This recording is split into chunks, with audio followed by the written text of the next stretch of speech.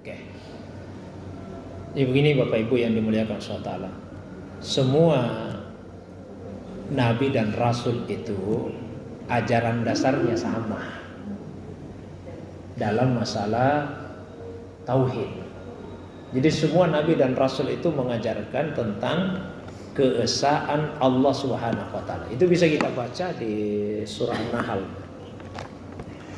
Jadi di surah An-Nahl Allah Subhanahu wa Ta'ala menyampaikan bahwa semua Nabi dan Rasul yang diutus itu yang dia sampaikan kepada umatnya adalah tentang keesaan Allah Subhanahu wa Ta'ala. Ayat yang kedua, yunazzilul malaikata birruhi min amrihi ala may yasha'u min ibadihi.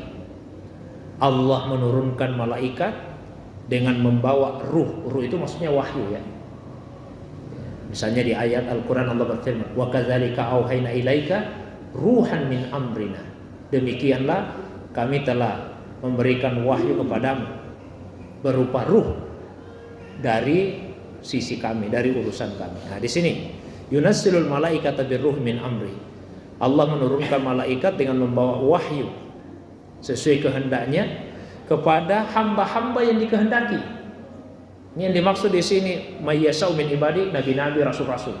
Semua nabi dan rasul. Nah, terus dilanjutkan Pak. Anziru. Lalu semua nabi dan rasul itu diperintah oleh Allah, sampaikan kepada kaummu.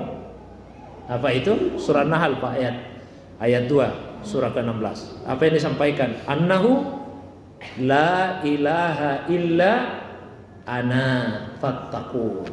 Tidak ada Tuhan kecuali saya, maka bertakwalah kepada saya. Jadi semua nabi itu yang diajarkan ke umatnya sama dalam masalah tauhid, keesaan Allah Subhanahu wa Ta'ala.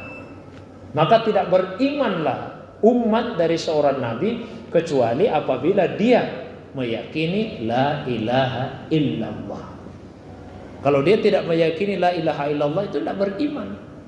Umat siapapun itu.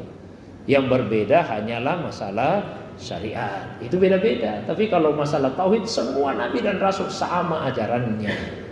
Umat mereka beriman kalau meyakini la ilaha illallah. Maka siapapun, bukan hanya mengucapkan dengan lisan. Karena kalau dia ucapkan lisan tapi hatinya tidak beriman, kan orang munafik namanya itu. Ya, jadi semua yang selamat itu adalah yang meyakini di dalam hatinya.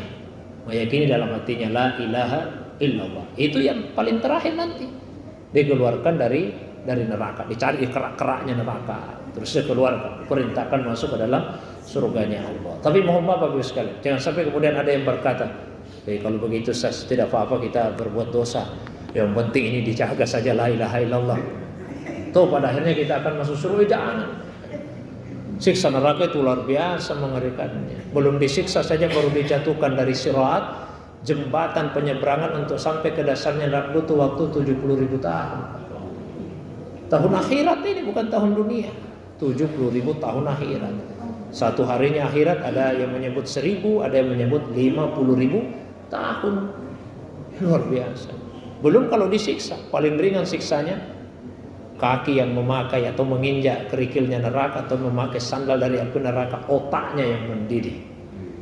Ya mudah-mudahan tidak ada lah yang singgah di neraka. Mudah-mudahan kita semua langsung masuk ke surganya Allah Subhanahu wa Ta'ala. Tentu untuk itu kita perlu bimbingan dari para ulama kita, daripada mursyid kita yang mengetahui tentang keadaan-keadaan hati kita.